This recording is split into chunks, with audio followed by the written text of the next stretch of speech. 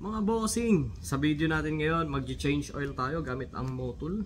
Testingin natin kung gaano to kaganda. So, Yamalube user tayo, no? So, ngayon, testingin natin tong Motul. Ito, ayan. 10W40 pa rin siya. As Yamaha prescribed. Tsaka, gagamit tayo ng ito, 10W30 na 200 ml para dun sa gear oil. Itong gagamitin natin. So kung gusto nyong matuto paano magpalit ng gear oil tsaka mag-change oil, panoorin nyo itong video ng dulo. So hindi natin patagalin. So bago tayo pumunta dito, alamin natin yung mga tools na kailangan natin. So kailangan natin ng socket na 19. Ayan. So pwede rin itong 19 na to kasi doon sa may ilalim para mas ma-drain natin, tapos ma-access natin yung strainer niya doon sa baba.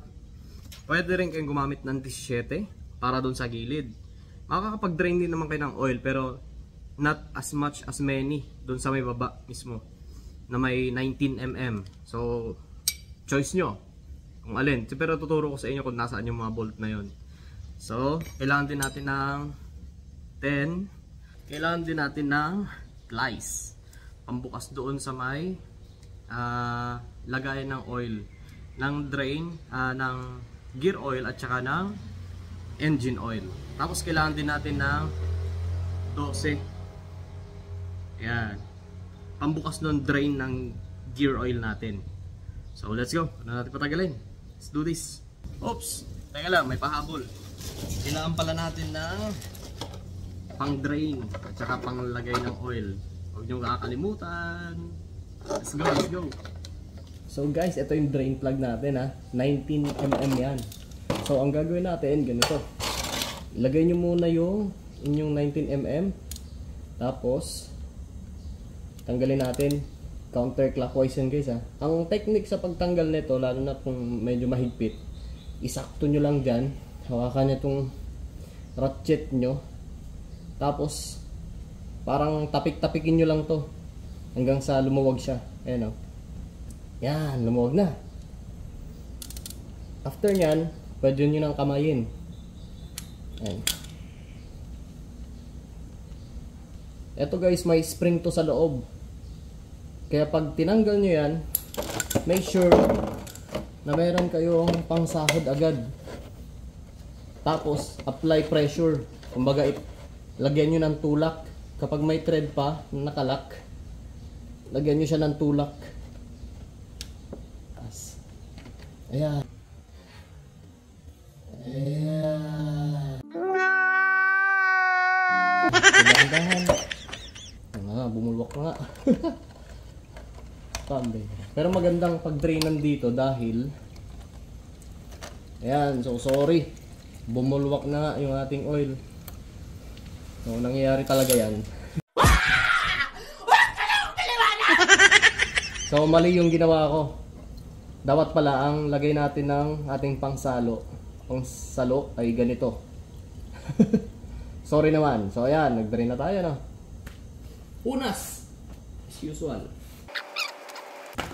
Yan, so habang nagde-drain tayo, buksan din natin itong lalagayan ng oil natin. Yan, lalagyan ng oil para magkaroon siya ng hangin. Ayan, o. Yan. Buksan lang natin yan guys. Ayan, o, nakahang lang ng ganyan. Yan, nakabukas lang ba? Yan lang. Habang nagdi-drain tayo ng engine oil natin, mag-drain na rin tayo ng gear oil.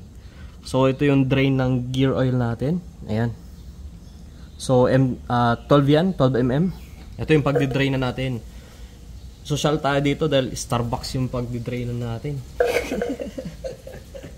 So itong sa akin kasi meron tayong mud guard dito. Kailangan pa natin tanggalin yan. Kailangan natin ng 10mm. Yan. So socket.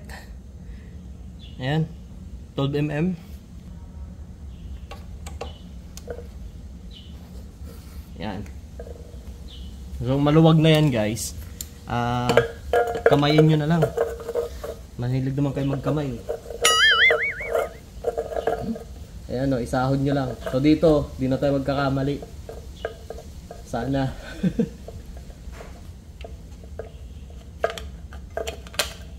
Ayan.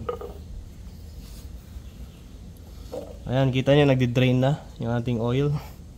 Kita ba? Ayun. Naharangan lang. Ayan, nagdi-drain na siya. So, ito, natin ang long nose. Ito, luwagan na natin to. Itong lalagayan niyang bagong oil. Bagong gear oil. Ayan. Meron tayong long nose. Tapos kamay nyo na lang. So, ganyan lang natin siya. Linis naman yan. So, ito yung ating bolt. Dumikit siya kasi mayroon siyang magnet. So, hayaan mo na natin nagdi-drain yan, no?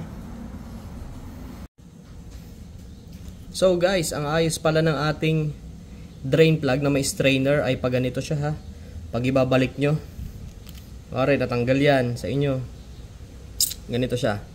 Pasok nyo to, may strainer, papasok. Yan. Pagkatapos, pag ganyan. Ayan. Ganyan siya, ha. Ganyan nyo ipasok. Tapos pag ano, tapos kamay nyo lang. Dapat papasok tong mga thread nya.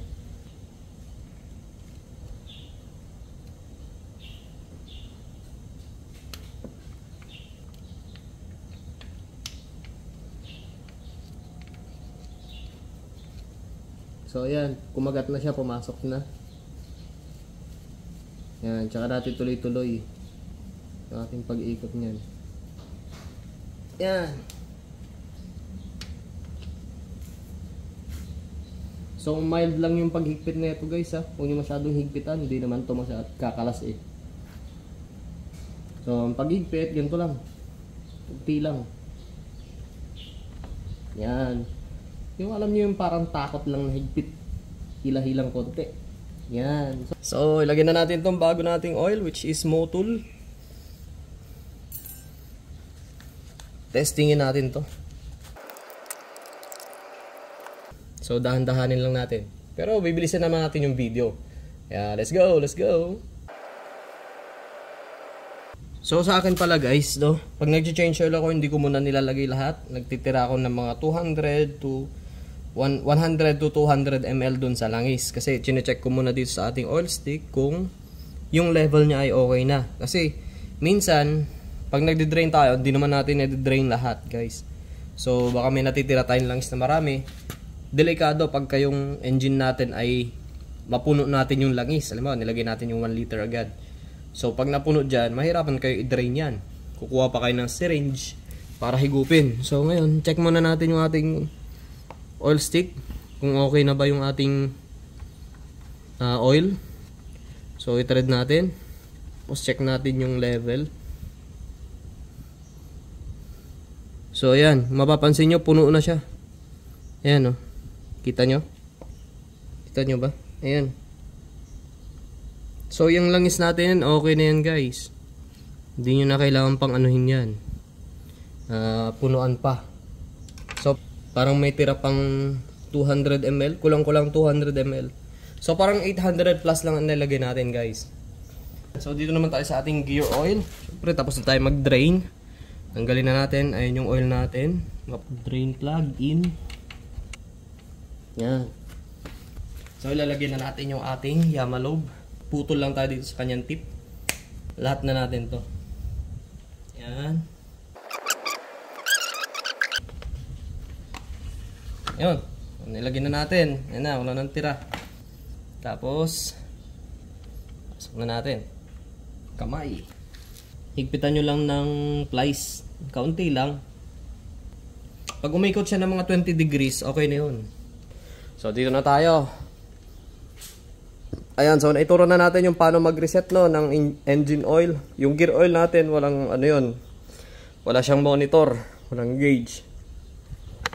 So ayan. Nakikita nyo yan. Yung kilometer strip yan. Ayan yung pagbiyahe natin. Gusto nating sukatin kung gaano kalayo yung binabiyahe natin. So kung pupunta tayo doon sa may change oil, pindutin lang natin yung select. Ayan, hanggang sa mapunta tayo doon sa may parang Takuri. Ayan. Yan, so 200 lang yan. Pero nasa ano na ako, mga 1.2. Yan, kasi nung nakaraan, nagturo tayo paano mag-reset nito. So, nai-reset natin yon. So, ito, pagkapunta natin dyan, hold lang natin yung reset button. Magbi-blink ng 3 times, tapos magre-reset to 0. Hold, 1, 2, 3. Yan, 0 na siya. So, pandarin na natin para warm up ng ating pinalit na oil. Yun! Nakapag-change oil tayo, nakapag-change gear oil. Ayan. Siyempre, pa-heart naman dyan, tsaka pa-comment kung natuto kayo sa video na to, sa mga DIY natin dyan, no? Tapos, pa-suggest na rin kung ano mga gusto nyo pang matutunan. At kung kaya natin, siyempre gagawin natin. At kung hindi naman, aralin muna natin bago natin turo. Siyempre, para sure. Mas maigi ng sigurado kaysa sure. Ayan. So, maraming salamat sa panonood. Bye-bye!